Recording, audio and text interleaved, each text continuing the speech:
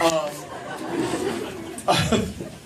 anyway, so we're in Manitoba, and which is not far from Venice, and my wife says, we're going to Venice, and I said, you're not the boss of me, and we went to Venice. And the thing that you'll first notice about Venice is you haven't been there. I know you're sophisticated Seattleites, and you all have. But even for Seattleites, you'll notice right away they have a drainage problem in Venice. And so you're going through Venice, and it's probably kind of mostly unchanged, except for a preponderance of American tourists from the 16th century. You okay? Oh, she's better. Okay. I was going to let you drink my water, but you're sick. Wouldn't this be great? I have this glass is for you if you want. I haven't licked it. You okay? Okay. I can't be trusted because that'll spill. So we went to Venice, and the buildings are so close together. Some of them, the streets, named streets, you have to turn sideways or your shoulders will hit the bricks. And they're buttressed at the top so the buildings don't fall over into each other. And then every square in Venice has this freshwater well because Venice is built on a salt marsh. It's a series of islands built on a salt marsh. And what happened was the Huns and the Lombards invaded northern Italy and chased the Italians off the continent completely into the salt marsh where they went to these islands and went, neener, neener, neener, you can't get us. And the Huns went, we don't want to go there. And the Venetians went, okay, this is where we're building our city then. But underneath the salt marsh is fresh water, and they're freshwater wells. But so the wells don't fill up with salt water. The wellheads are very tall. They're like 7 feet tall. And they're these big brick things. And on the top is this metal hatch. And I saw it, and I went, something creepy's going to come out of there. So I thought, well, I should set, this is the perfect city to set a monster story in, as one does. And so it started out, was like, okay, I'm gonna write a monster story set in Venice.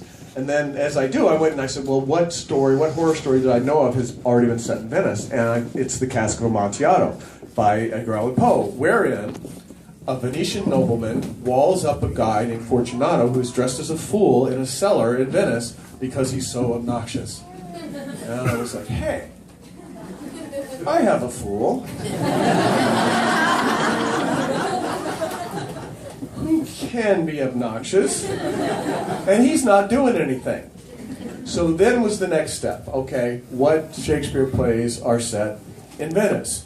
Merchant of Venice was actually the easier of the two to find, and Othello.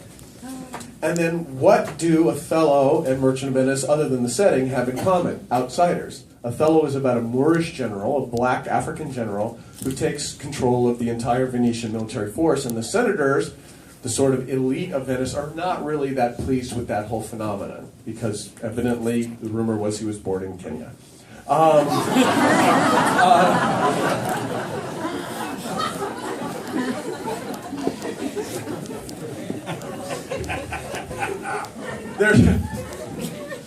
There's a scene in there where Othello, I'm going to spoil it because you probably will buy the book anyway, where Othello saves Pocket and says something about, Othello tells him, I'm not going to do anything until you sober up, and Pocket says, oh, you Muslims, putting all you're about, not drinking and putting draperies around all the women and then completely slaughtering half of the Western world, and Othello says, I'm not Muslim, and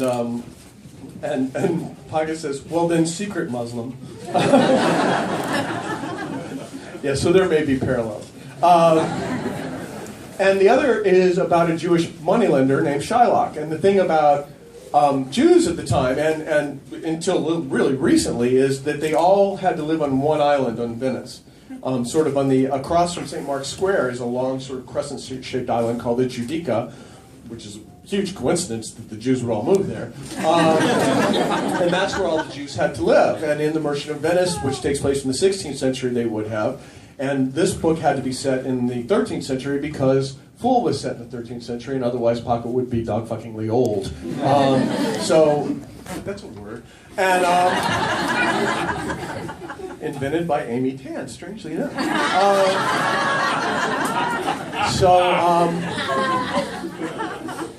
What was I talking about? Oh, Venice. So Jews are also outsiders. And you think, well, man, they made them wear these yellow hats and live on this special island. And they're not treated very well in Merchant of Venice. In fact, Merchant of Venice is always lumped in with the comedies, and I'm still looking for the funny part. But that's where you get the pound of flesh from. Whenever you hear, well, he was given his pound of flesh, that is from the Merchant of Venice, from the plot of the Merchant of Venice. And I'll go on about how I've made you culturally literate in a moment. But the truth was that France and England and most of what is now Germany had already thrown all of the Jews out by the 12th century. And at least Venice said, yeah, you can go stay out there on the farthest island out. I guess so if there's a tidal wave, they'll go, oh, we saw these yellow hats floating in. It's time to bail. So the Venetians were actually more decent to the Jews at the time than the all rest of Europe. Pardon me. I'm not sick, I'm just allergic. To children. I love kids. I'm friends with Fancy Nancy. So that was the sort of theme that runs through all the Serpent of Venice. Is this? So you've got this Jewish moneylender that everybody hates because he has money that he can lend, which incidentally is because they've outlawed the ability of Jews to own property, which was a real thing. So when you see all of these Jewish people named Goldsmith and Golding, and it's because they couldn't own real estate. They had to learn to work gold and own gold and lend gold because they couldn't charge rent. And it's even in the text of the Merchant of Venice where he says, you would not allow me to charge rent. So there's a sort of a built-in anti-Semitism, although the scholars argue over and over again it's not an anti-Semitic play, it is an anti-Semitic play. Well, it certainly has anti-Semitic characters in it, as Othello has racist characters in it. So you have these sort of this set Senate, because the cool thing about Venice is because there was no land there, they didn't have feudalism. All the rest of Europe is based in feudalism at the time, because feudalism is based on owning land and paying rent and having serfs work it. They've got a salt marsh, they've got no land. So they had a republic from 400 AD until Napoleon conquered them in 1800, where each neighborhood voted for a senator. There were 500 senators, and then a council of 6 or 10, depending on when you're talking about, and then one doge, which was like their president or duke, and he'd wear this Smurf hat, which I know it doesn't have anything to do with anything, but you'll see a picture of it and you'll go, that is a Smurf hat. So evidently that's where they originated. Although I saw no blue people, but that would have been very cool, because of the last book. And so you got this Moorish general that's sort of throwing a monkey wrench into all these established Venetian senators, and you've got this Jewish moneylender that's pissing off these Venetian merchants, and then you have this British fool who basically has come in and pointed all this out to them, and they went, I think we'll wall him up in a cellar. And that's sort of how the book takes off. Do you guys have any questions? No, wait a minute. I'll do more of a... So basically what you end up with is you end up with a fool that's walled up, you end up with monsters, you end up with 34 named characters from the 2 plays, you end up with a monkey named Jeff, you end up with a great drooling ninny named Drool, you get hats getting monkey shagged, corrupt senators, greedy merchants, treachery, revenge, racism, anti-Semitism, a dragon, and penises flying everywhere. It's like Game of Thrones with more Jews. Which is also what it's like working in Hollywood, by the way. Which I can say because my wife is Jewish. Which is also why we don't have children, because they would just run a game on me making up holidays. It's Rosh Hashanah. Sorry, that's all my Jewish friends did that in school. They would always be getting out on Jewish holidays that didn't exist because all our stupid Methodist teachers went, yeah, that sounds legitimate to me. I know my kids would be going, oh yeah, today we're only allowed to eat macaroni and cheese and play Xbox, Dad. Because they can't be trusted because of their mom. It's so shaky and he's laughing. Anyway, and I wanted to make you, I don't know how long I've been talking because I didn't set my timer at the beginning, so just, fidget. Well done. You can get a job going there. But the other thing is that all this stuff like the pound of flesh, I write these Shakespeare books because I make palatable I make things that taste better to all you guys who are reading my dumb books, so that you'll go, oh wow, I totally didn't waste my time getting this English degree, because I understand all these references, and I can make it a rockin' latte. So,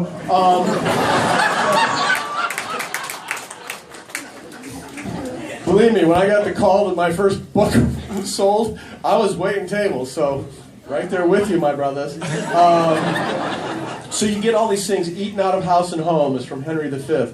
Fair play is from the Tempest. Things that are in our speech that we've been using all our lives. I will wear my heart upon my sleeve. Iago says that in Othello. In a pickle is from the Tempest. In stitches is from Twelfth Night.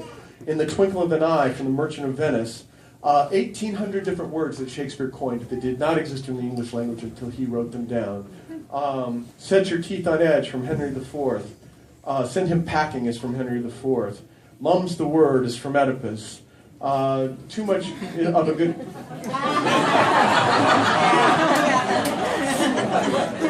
You guys are smarter than Denver, because I actually had to go back and find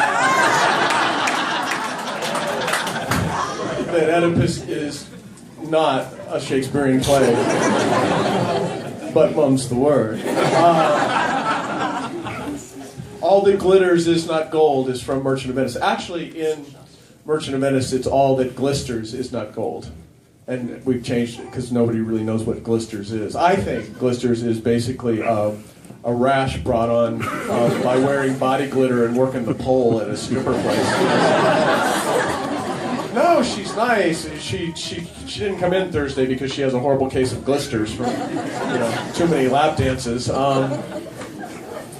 But she's got a law degree now. So anyway, the rest of the... Thank you so much. It's only been legal for what, since January?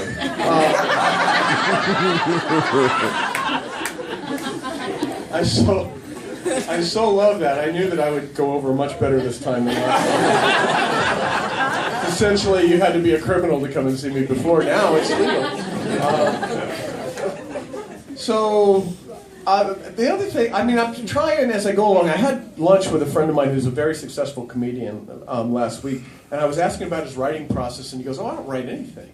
I just get up in front of people, and then each night, if I think of something funny and it works, then I make a note, and the next time I say that again." And so I thought, well, I'll do that, because otherwise, like, tomorrow night when I'm at Third Place Book, she'll go, "You said that yesterday." So the only thing that happened today was I saw these really, really, really, really old Japanese people getting on a plane before me from Portland. I mean, really, really, like 90s old, and it took them forever to get on a plane. But they were so ancient. They were like that dried, desiccated Amy Tan dog. Tiny, like they'd been through internment camps and Shogun and everything. And they were made of parchment, and I thought, that's why Godzilla always goes after Japan. You just go like that, and those fuckers burst into flames. So, maybe not. That's all I saw today that I thought might be funny. So clearly not. Do you guys have any questions? It doesn't have to be about this. It could just be general knowledge. Yeah, sure. Last time you were here, you were talking about the fact you're writing Interpretive Venice. Do you have something else you're already working on? I'll repeat the question because it fills time. He asked me, what am I working on now? I'm working on the sequel to A Dirty Job. And I'm completely open to suggestions for a title. So don't be shy, I will not scold you. But someone has to do it, because I already tried that and they said no. So any other questions? Yes. Yeah. When you work with your editor, do you work with your editor like a chapter at a time, a page at a time, or you finish a whole draft? How do you do that? Generally, I send in a proposal to my editor. I usually will have like breakfast or something with her and say, I'm thinking about writing a book about a fool. That was a really thing that happened. And I said, I think I'm writing I want to write a book about a fool, but I don't know whether it should be just a generic fool or King Lear's fool. And she goes, oh, it should be King Lear's fool. And therefore, I had to go learn the entire canon of Shakespeare, and for her, it was like, and I'll wait for the manuscript. And in order, because I work on contract now, you know, I can't just go, I have these awesome poems from 8th grade, give me my money. I have to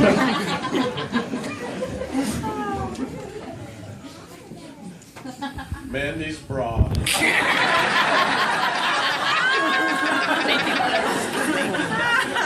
Even unto the second week of the semester, it doth vex me. So, don't hold your breath for Mandy's bra getting into print. It was just a series of 100 sonnets that I did. Anyway, so I have to send it.